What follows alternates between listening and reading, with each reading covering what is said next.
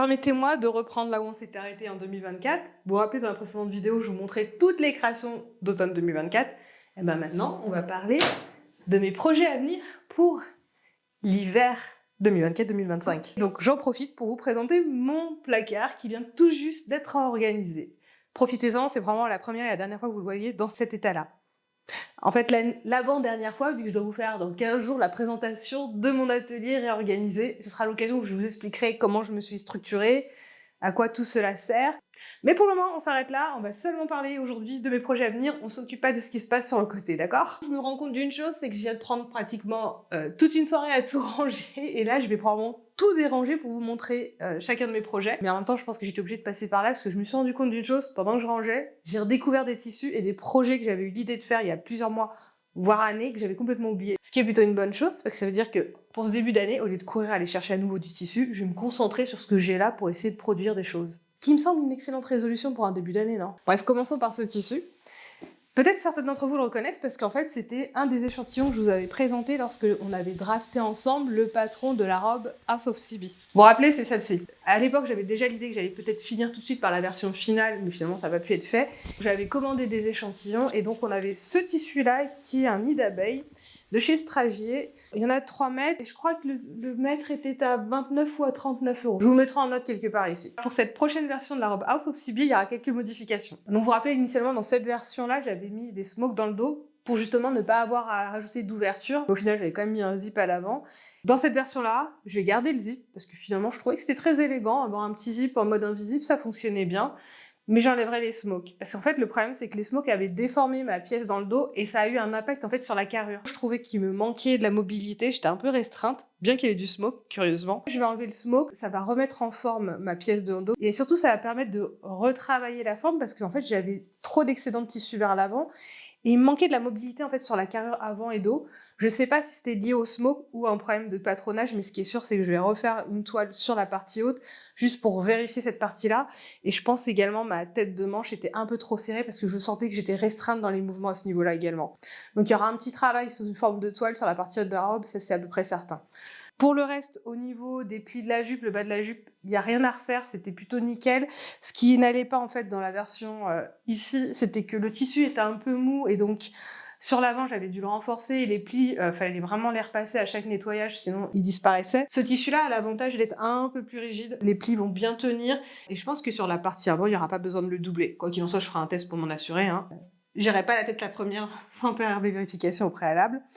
Et l'autre point, vous vous rappelez, j'étais un peu frustrée, c'était pas assez cintré. J'avais rajouté donc des petites accroches en forme de ceinture dans le dos pour pouvoir justement recentrer. Ce que je vais faire cette fois, je vais mettre un gros grain mais à l'intérieur de la robe, comme ça ce sera pas visible par l'extérieur, mais on aura une silhouette qui sera bien dessinée grâce à ce gros grain au niveau de la taille. Cette robe sera probablement la deuxième création de l'hiver. Alors du coup, ça va permettre d'introduire la première création.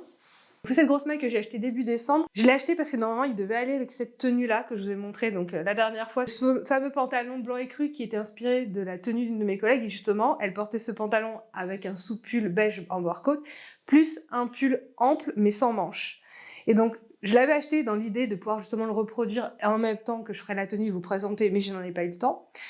Ce qui a été marrant, c'est qu'entre-temps, ce matin, j'ai vu le haul de Sophie Denis qui présentait donc les tissus qu'elle avait achetés chez Mercerine. Notamment, elle avait exactement la même maille. Donc j'en suis arrivée à la conclusion que chez Tissuren et Mercerine, ils se fournissent auprès du même fournisseur. Donc oui, pour information, je l'ai acheté chez Tissuren. Ce qui a été le plus drôle, c'est quand elle a dit ce qu'elle voulait en faire. Pour moi, l'idée, c'était un pull sans manches dans le style Spencer. Et apparemment, Sophie veut justement, elle aussi, faire un pull sans manches. Donc, on se retrouve probablement avec des tenues assez proches. À mon avis, on n'aura pas du tout le même design parce que dans mon cas, je vais faire donc quelque chose qui ressemble plutôt à un Spencer, mais en plus ample. Parce que le Spencer est assez près du corps à la base. Moi, je veux le faire quand même plus ample, voire carrément oversize. Et donc, au niveau des encolures, des emmanchures et de l'ourlet, il y aura un bord-côte que je vais tricoter. Ça va être la spécificité de ce projet, ça va être une technique mixte. Vous avez ici un tissu qui est déjà tricoté, que je vais découper selon le patronage que j'ai en tête. Mais je vais le finir en le tricotant. C'est-à-dire que j'ai une machine à tricoter, je vais faire mon bord-côte et je vais directement relier les deux sur la machine à tricoter. J'imagine que vous êtes en train de vous dire, mais Alexandra, si tu as une machine à tricoter, pourquoi tu tricotes pas l'intégralité du projet? C'est une bonne remarque, mais en réalité, j'ai ma machine depuis 1 an et j'arrive pas à me lancer dans un vrai projet. C'est-à-dire que j'ai fait des tonnes d'échantillons, j'ai essayé plein de techniques, mais au moment où il faut passer au projet complet, je suis bloquée. Je pense qu'il y a plusieurs raisons. Déjà, en fait, c'est que quand vous faites un projet complet, il y a plein de techniques et si vous ratez un tout petit peu, vous vous retrouvez à tout détricoter pour recommencer. Et tout ça, ça me donne l'impression d'être dépassée, qu'il me manque peut-être le pas à pas complet, comme on a quand on suit les instructions d'un patron en couture. Et je pense que je bloque à ce niveau-là.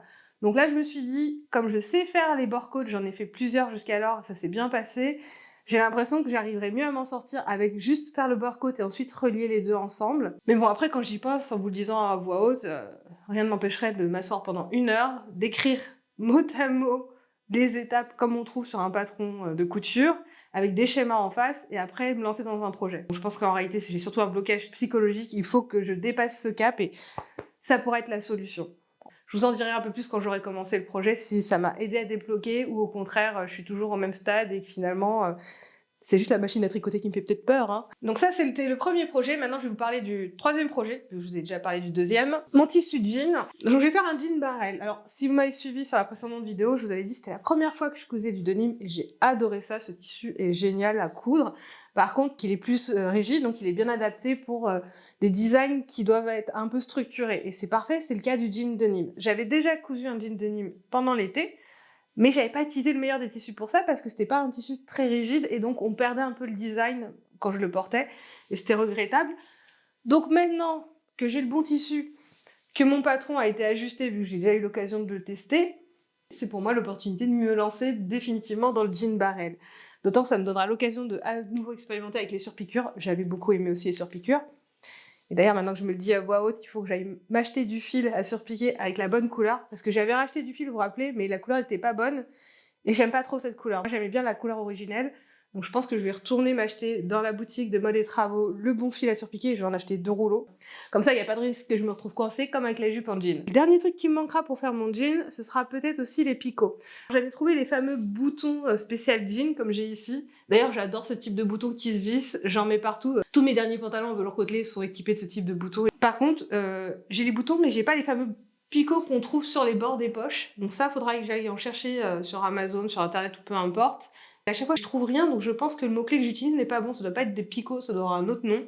Mais en tout cas, il faudra que je cherche ça parce que c'est essentiel pour renforcer les bords des poches. Hein. Là, je m'en rends compte, il y a quand même pas mal de contraintes dessus. Faut absolument que les poches de mon jean barrel soient équipées de ce type de renfort parce que les poches sont quand même assez profondes. Cinquième projet, on va parler de ce magnifique coupon que j'ai acheté début décembre. Je les ai trouvés dans les sous-sols du marché Saint-Pierre. Donc, je sais pas si vous êtes déjà allé au marché Saint-Pierre, il y a un sous-sol où en fait ils font du déstockage. J'ai retrouvé ce coupon de 3 mètres de laine qui est magnifique, qui m'a fait de l'œil vraiment à distance. Il est super beau. Par contre, comme tout coupon de laine comme ça, qui sont à 25 €, c'est vraiment pas cher pour 3 mètres.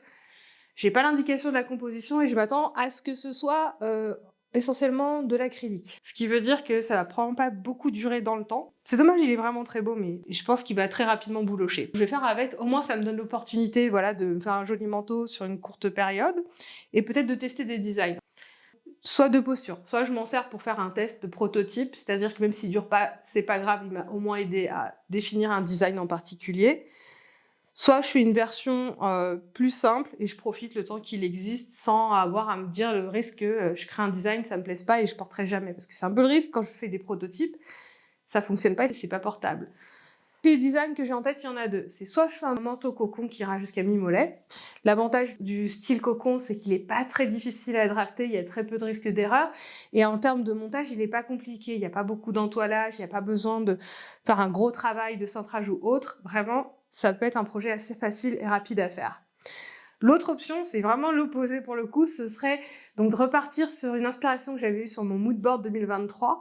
C'est un manteau long, très centré à la taille, qui lui nécessite beaucoup d'entoilage, beaucoup de couture à la main. Mais par contre, le rendu du manteau sera vraiment très élégant. Donc ce sera ce manteau-là, long et cintré. L'avantage, c'est que j'ai déjà une première base de patronage, vu que j'avais repéré dans un Burda de fin 2023 une base de veste sur laquelle je pourrais m'appuyer pour construire mon modèle. Ce qui va aider à décider entre ces 2 modèles, ça va être le temps que j'aurai à disposition pour le créer. Parce que si on se retrouve fin d'hiver, j'aurai pas beaucoup d'opportunités pour le porter, j'aurai intérêt à pouvoir le créer assez rapidement. Donc plutôt le cocon dans ce cas-là. Si par contre je suis encore au début de l'hiver, c'est-à-dire que je fais assez rapidement le manteau là, je pourrais peut-être partir dans un projet un peu plus complexe où il faudra faire plusieurs toiles avant de tirer à cette version finale. Je pense que ce sera le timing qui décidera pour moi. Alors, on va passer sur autre chose maintenant. Peut-être que certains d'entre vous s'en rappellent, il y a 2 ans, j'avais fait un pyjama en me basant sur des patrons du magazine Burda de décembre 2022, je pense. Ça avait été catastrophique, mais l'avantage, c'est que ça a fait rire tout le monde, moi la première.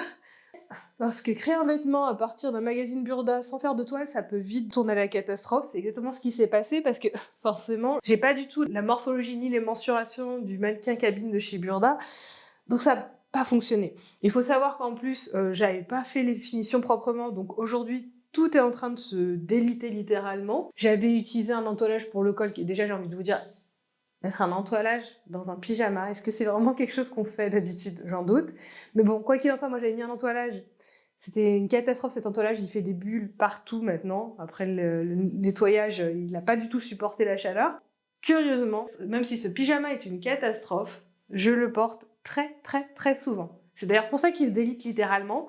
À ce jour, dans le pantalon, il y a un trou juste dans la fourche. C'est toujours aussi classe. Et donc, je me dis, bah, si je l'ai quand même porté beaucoup, c'est que derrière, j'en avais le besoin d'avoir ce type de pyjama, donc ça mériterait d'être refait. D'ailleurs, c'est quelque chose que j'ai remarqué. Sur ce magazine Burda, j'avais fait vraiment une série de vêtements assez rapidement, qui étaient tous plus ou moins bancals, mais curieusement, tel que par exemple ce gilet, tout comme le pyjama, c'est pas parfait, mais je le porte tout le temps. À croire que le fait que parce qu'ils sont pas bien finis, j'ai moins de scrupules à les porter et ce qui se détériore avec le temps. Mais ça veut dire que potentiellement, ce sont des vêtements qui, fonctionnellement parlant, font le job, si je les porte souvent. Donc ça mériterait peut-être que je refasse un tour dessus, que je les retravaille pour améliorer leur fitting et avoir quelque chose de parfaitement fini pour que je puisse pleinement les apprécier. Mais revenons sur le pyjama. Il y a 2 possibilités. Soit je reprends ce pyjama-là qui appartenait à ma grand-mère. Elle est décédée il y a plus de 15 ans et j'ai récupéré ce pyjama parce qu'elle ne l'avait pas du tout porté. Alors, de loin, ça ressemble à de la soie. Ce n'est pas du tout de la soie, c'est du polyester. Il est 3 fois plus grand que moi. Ma grand-mère et moi n'avions pas du tout la même morphologie, mais l'avantage, c'est comme il y a beaucoup de surface, je peux m'en servir pour redécouper directement à l'intérieur un pyjama qui m'ira. Bon, la petite limite, c'est que c'est du polyester. Hein. Alors, à dormir avec ça, je sais pas si c'est une bonne chose, mais au moins, ça peut me servir d'une base de toile pour essayer d'avoir une première forme qui m'irait bien et aller plus tard m'acheter un vrai tissu, pour le coup, de la vraie soie, ce serait royal, pour avoir un très beau pyjama qui m'irait à merveille. Donc je peux partir sur le mode tri-flip avec celui-là, ou repartir de ce patronage-là. Alors je reprendrai jamais ce tissu-là, hein, parce que entre l'entoilage qui est complètement fichu et le fait qu'il boloche à souhait, je peux pas du tout le réutiliser. L'idée, ce serait de mixer ces 2 pyjamas. On est entre du patronage et du tri-flip. L'essentiel, c'est qu'à la fin, je finisse avec un pyjama. Et enfin, rouvrons le placard à tissu, parce que j'en avais pas fini. Parlons pantalon. Ce que vous voyez ici, c'est mes tissus les plus précieux pour faire mes pantalons. Donc il y en a 3 comme vous pouvez le voir. Et en bas, j'ai des toiles pour pouvoir faire des prototypages. Notamment, ces 2-là sont vraiment les toiles pour des pantalons. Ce que j'ai en tête, déjà, actuellement, c'est des pantalons assez élégants, style Sésame et Sœur. Ce sont 2 modèles que j'ai vraiment en tête, qui me retiennent mon attention et que je pense vraiment, avant la fin de l'hiver, au moins en expérimenter un des 2. J'aime beaucoup ce côté, avoir un long pli tout le long du pantalon avec 2 poches. J'aimerais bien utiliser ce tissu notamment, parce que vraiment, il est magnifique. Je trouve qu'il marcherait bien avec le modèle de Sésame. À l'occasion de la création de pantalons, j'aimerais bien aussi faire une analyse de qu'est-ce que le bon ajustement sur un pantalon. Parce que c'est une des questions qui est ressortie finalement à la fin de la création du pantalon bleu. C'est que j'ai tendance à vouloir trop ajuster, à faire vraiment du surajustement près du corps. Quand je suis allée voir les photos des mannequins qui portent des pantalons, je me suis rendu compte que c'est pas le cas. Elles n'ont pas un pantalon qui les sert à 100%. Il y a peut-être un bon équilibre entre avoir quelque chose de trop ajusté très près du corps et avoir un sac à patates. Donc ce pantalon, ce sera pour moi l'occasion d'avoir ce type de réflexion. Et de les partager avec vous, bien entendu. Alors, pour ce tissu-là, c'est un cas d'usage un peu différent. Je voudrais m'en servir pour faire le pantalon en suivant le cours de Nancy Tauber. Donc Nancy Tauber, c'est une modéliste qui a travaillé pour des très grandes maisons de couture. Donc elle fait ça depuis plus de 20 ans. J'avais déjà suivi un de ses cours. Donc vous retrouvez ses cours sur le site GHF, Glow High Fashion. Oui, je crois que c'est ça. Donc j'avais suivi un de ses premiers cours autour du buste et de l'ajustement. Et j'avais beaucoup apprécié son cours pour la simple raison que dans les grandes lignes, je retrouvais effectivement toutes les informations que j'avais apprises à travers mes livres de patronage que je dispose déjà et également certaines vidéos que je suis sur YouTube. Mais elle, ce qui était vraiment le plus, c'est qu'elle rajoutait plein d'anecdotes, de bonnes pratiques, d'astuces qu'on trouve nulle part. C'est vraiment des choses qu'elle a découvert elle-même au cours de sa pratique, et donc elle nous partage, c'est des petites choses qui semblent anodines, mais qui font une grosse différence. Donc j'avais beaucoup apprécié ça. J'espère c'est que dans son cours autour du pantalon, on retrouve les mêmes choses. Elle nous montre tout, de la prise de mesure au patronage, à l'ajustement, jusqu'à la couture. Donc je vais me servir de ce tissu-là. Alors peut-être pas dès le premier coup. J'utiliserai probablement plutôt d'abord ce tissu-là pour suivre une première fois le cours de Nancy, et je finaliserai avec ce tissu-là, parce qu'en termes de coût, on n'est pas du tout sur la même chose. Je crois qu'on était à 70 €, et là on est à 20 €. Donc je fais mes choix. Et pour celui-là, en fait j'aimerais reprendre un patron que je possède depuis plusieurs années, qui est le patron Mitchell de Closet Core Pattern, que j'aime beaucoup. Alors c'est marrant parce que ce tissu, dans ma tête, dans mon souvenir, c'était censé être un tissu stretch. Je pensais faire un pantalon droit, très ajusté, un peu à la manière de la version blanche que je viens de faire il y a pas si longtemps, mais encore un peu plus ajusté. Mais quand je me suis rendu compte qu'il était pas du tout stretch, là, quand je l'ai rangé il y a quelques jours, je me suis dit, bah non, en fait, ce serait bien plus intéressant de faire un Mitchell de Closet Core Pattern. Surtout que maintenant, je sais vraiment bien ajuster mon pantalon. Voilà au niveau des pantalons. Je crois que je suis repartie dans mon obsession des pantalons. En fait, il y a 2 ans, j'étais partie dans un cycle où je faisais plein de pantalons parce que j'avais découvert la méthodologie Top Down Center Out, qui est quand même pas mal pour apprendre à ajuster la première fois, avec le système des miroirs et le mode ajustement par rapport à la ceinture, qui est vraiment pour moi aujourd'hui encore la base sur laquelle je m'appuie quand je dois ajuster mon pantalon. Mais pendant un an et demi, j'avais un peu laissé de côté. Je m'étais un peu écœurée à force de faire des pantalons en même temps. Mais là, je me rends compte que je suis retombée dans un cycle. Mais c'est pas plus mal parce que j'ai cru comprendre d'après la dernière vidéo que vous êtes aussi là pour ça. Donc là, c'est les projets que j'avais déjà en tête depuis quelques temps avant même de me lancer dans le rangement, sauf que en rangeant mes tissus, comme vous avez pu le voir par exemple avec le pantalon Closet Core Pattern, j'ai décidé que j'allais le faire maintenant alors que c'était pas prévu. Il y a un autre tissu aussi qui est ressorti quand j'ai rangé, c'est ce tissu-là. Je l'avais carrément oublié, mais en fait je l'avais acheté parce que je voulais m'en servir pour reproduire cette inspiration. C'est donc une veste courte que j'avais vue chez Zara, je crois, ou H&M, je suis plus très certaine. Mais j'aimais beaucoup ce modèle-là, et donc j'avais tout acheté pour faire le projet, donc la laine, et même j'avais ici la doublure, tout, j'ai tout acheté et j'ai carrément oublié. Et en fait, quand je regarde l'intégralité de mon stock, 90% des tissus ont un projet associé. En fait, il est très rare que j'achète un tissu sans avoir une idée très précise de ce que je veux faire derrière. Tout ça, ça prouve en fait que j'ai beaucoup de retard dans mes projets, et on n'est pas à l'abri que ce soit encore la même chose avec tous les projets que je viens de vous présenter, parce que je suis pas sûre d'arriver à tout caser d'ici la fin de l'hiver. Hein. Il y a de fortes chances qu'il y ait plein de choses qui vont sauter, et voir peut-être d'autres projets qui vont arriver. Juste pour vous donner une idée pour chacun de ces tissus. Là, ça c'est par exemple un sweat que je vais d'ailleurs faire prochainement parce que ça va me servir pour faire mon projet avec le projecteur. Ça c'est censé être une robe trench, et d'ailleurs comme ici j'ai 6 mètres de ce tissu, il y a également une combinaison qui doit être dedans. Ça c'est une robe inspiration Cézanne, ça fait 4 ans que j'ai ce tissu. Tous les étés je me dis je vais la faire, et tous les étés je ne la fais jamais. Ce serait temps que je m'y mette. Ça c'était pour faire un gilet Massimo Dutti. Ici c'est pour faire un manteau, ici c'est pour faire une veste cintrée. Là, c'est essentiellement de la toile, donc il n'y a pas de projet associé. Le blanc, là, c'est essentiellement des restes de mes précédents projets. Ici, on a 3 tissus qui sont censés être combinés pour faire une combinaison. Combinaison. Ici, c'est pour une blouse, ici, c'est pour un chemisier.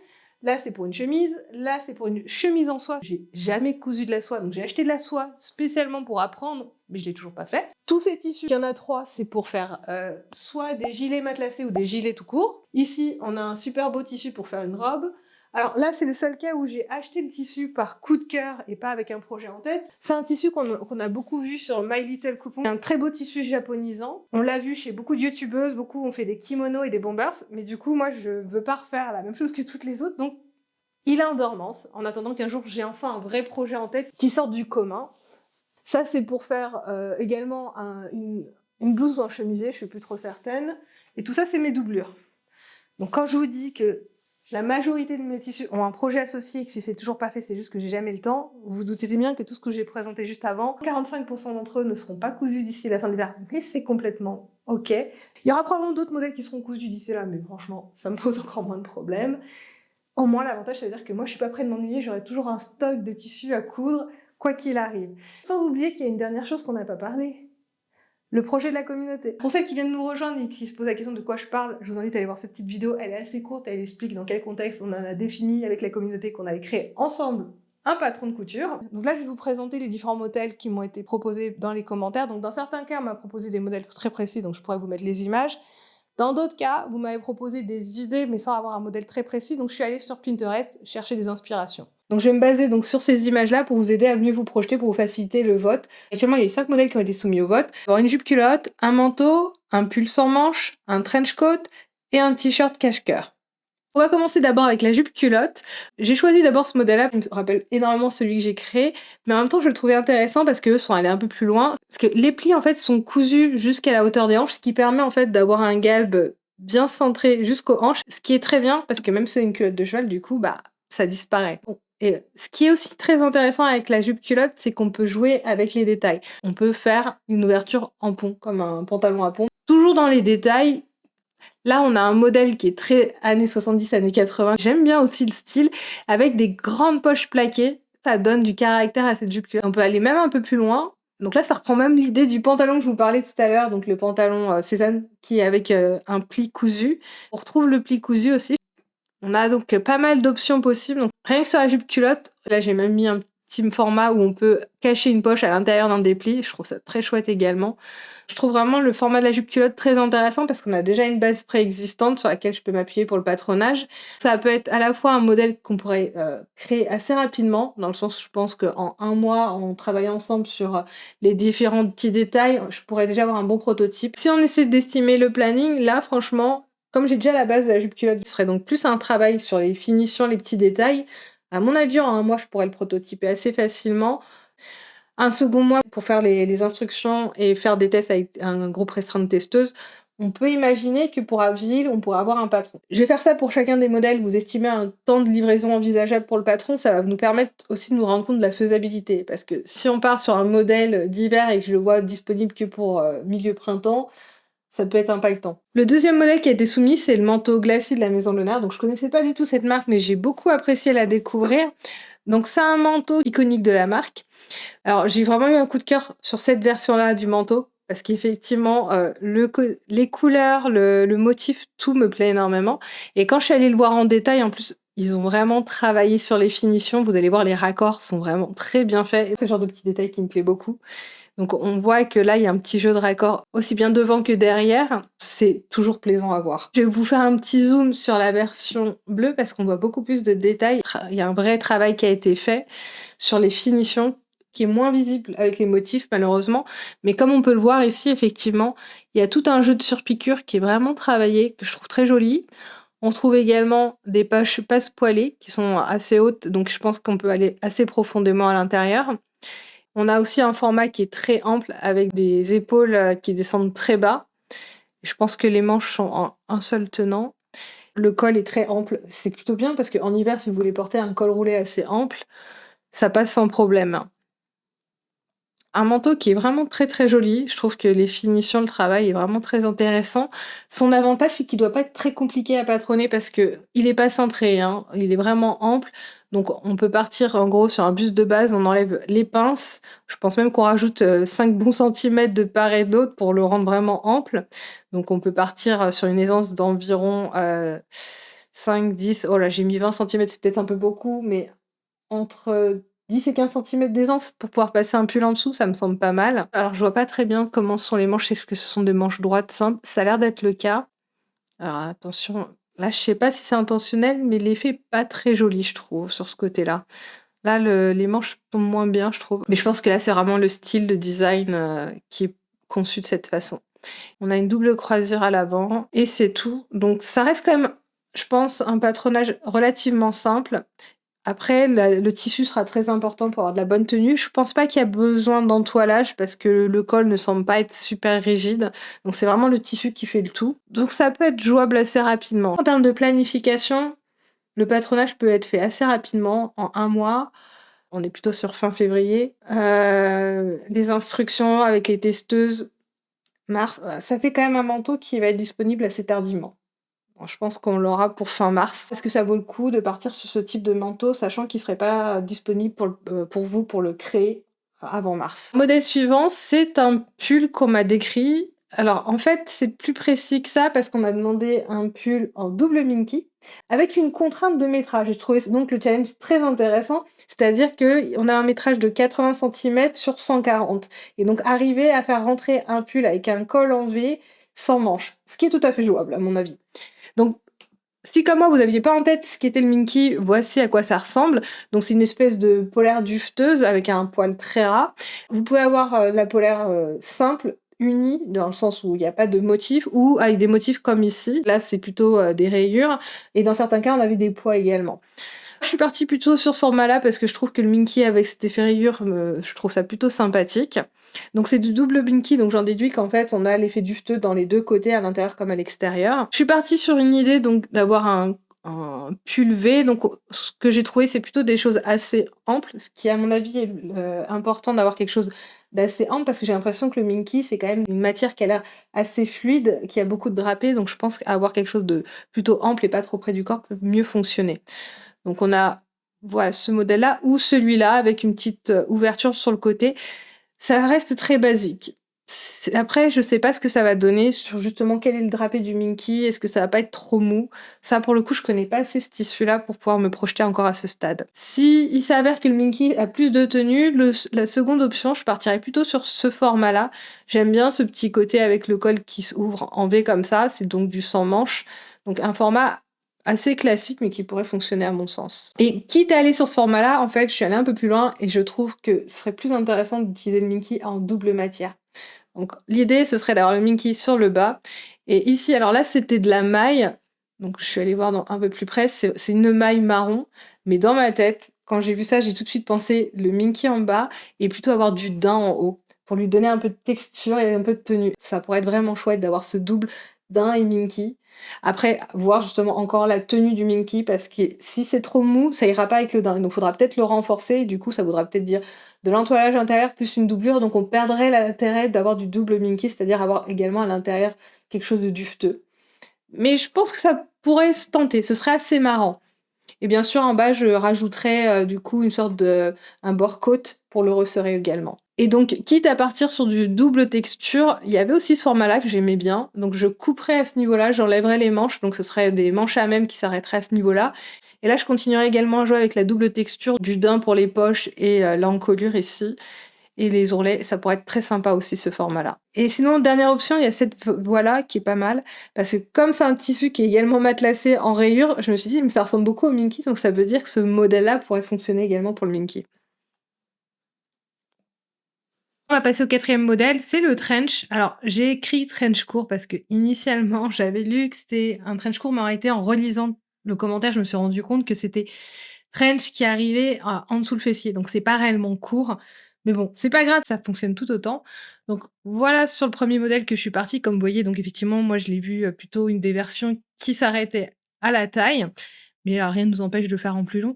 Donc là, c'est une version assez classique. C'était plus sur la longueur que je me suis arrêtée, c'est pas sur celui-ci que je vais rester. En fait, celui qui me plaît le plus, c'est celui de Cézanne. Il est vraiment sympa parce qu'il est très simple. En termes de design, il a pas tous les éléments habituels. Dans son ensemble, on se dit tout de suite c'est un trench. Et effectivement, donc il y a pas donc la partie coupe-vent, je sais pas comment ça s'appelle, cette petite flappe qu'on a juste sur la poitrine. On a des manches raglan ici. Ce que j'aime particulièrement, c'est le fait qu'il y a la doublure, elle en jette en fait. La doublure, d'autant qu'on la retrouve sur plein de petits éléments quand elle a les manches retroussées. Et ça lui donne vraiment ce petit côté finition qui en rajoute une couche en fait. Il y a un autre petit point de détail que j'ai beaucoup aimé quand je l'ai vu dans le détail, alors qu'il y a une patte de boutonnage normale, donc c'est une patte de boutonnage simple. Elle a l'air d'être surpiquée. Et sur le coup, je croyais que c'était une pièce rapportée en plus, mais quand je suis allée voir sur la version de pied, on se rend compte qu'en fait, pas du tout. C'est la patte, elle est intégrée dans la pièce avant. C'est juste qu'il y a une surpiqûre qui finit en plus ici, comme vous pouvez le voir, un peu comme la surpiqûre qu'on a sur une braguette. Je trouve vraiment, ouais, ce trench, il est super bien fini. On pourrait tout à fait le retravailler en version plus courte, donc juste en dessous les fesses, ou avoir la version donc longue ici jusqu'au mollet. Il a des poches également incluses, des poches passe-poilées assez larges ici. On a un col avec la surpiqûre, on a la fameuse surpiqûre le long des boutons. Il n'y a pas énormément de boutons, mais par contre, c'est des boutons assez larges. C'est une très belle pièce. Alors, en continuant, donc, j'ai regardé aussi la version plus courte. J'aime bien ce modèle-là aussi, c'est très intéressant avec ce côté asymétrique. Et quand je suis allée le voir plus en détail, en fait, ce que je me suis rendu compte, hop, donc c'est une version mango, c'est un trench mango, c'est qu'en fait, c'est une découpe en diagonale et j'aime bien ce petit format-là. Et on retrouve également Ça a l'air d'être un revers de poche plutôt que le fameux, élément qu'on a sur la poitrine avec les trench, mais il est intéressant et j'aime beaucoup la forme des manches en même temps.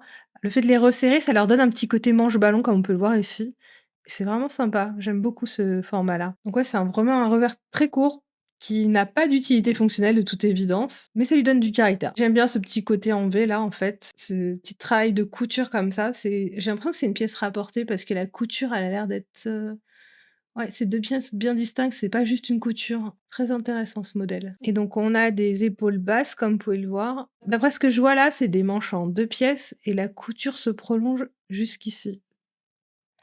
Ça lui donne du style, j'aime beaucoup. Alors j'aime beaucoup aussi le Chloé. Alors comme vous pouvez le voir, ça, c'est plus vraiment un trench. En fait, on est entre le trench et la cape.